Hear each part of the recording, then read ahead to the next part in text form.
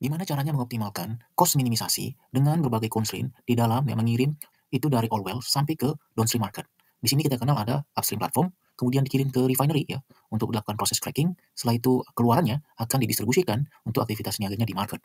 Dan masing-masing ya refinery plant, kemudian dari sisi market itu memiliki constraint. Sementara ya setiap pengiriman ini itu juga ada biayanya. Nah, berapa biaya yang paling minimal dengan berbagai constraint ini, namun kita juga memaksimalkan itu flow yang bisa dialirkan.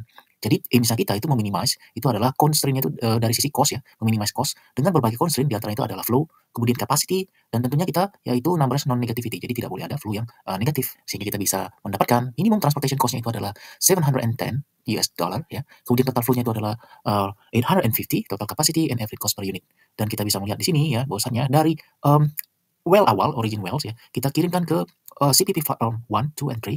Ini flow-nya sekian, dengan kapasiti sekian ya. Kita bisa melihat tidak ada yang melebihi dari kapasitinya. Dia masuk itu depositnya sebagai onshore atau offshore. Nah, di sini kita punya berbagai variable secara geological, operation, dan physical properties ya, seperti kedalaman, thickness, porosity, permeability, dan macam-macam. Dari dengan berbagai dataset ini kita diminta untuk menentukan kira-kira ini kelasnya masuk onshore atau offshore. Dan lokasinya, latitude, longitude. Nah, secara kelasnya onshore dan offshore ada sekian untuk trainingnya.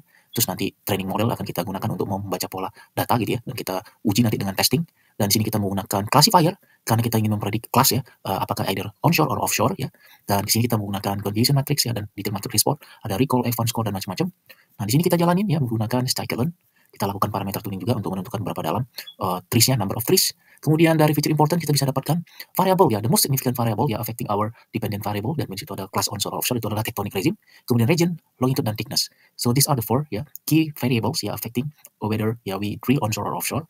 And then di sini kita running lagi ya untuk mendapatkan ROC dan confusion matrix.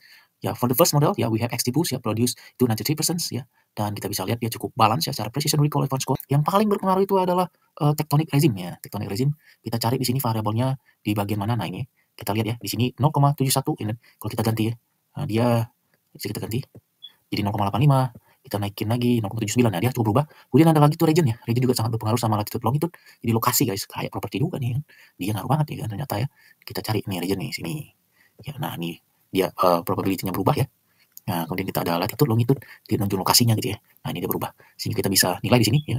Untuk kelas yang pertama dan yang kedua, dia cenderung itu ke kelas yang 0 ya, 0,79 probability-nya. Sehingga dia memprediksikan ini adalah offshore ya.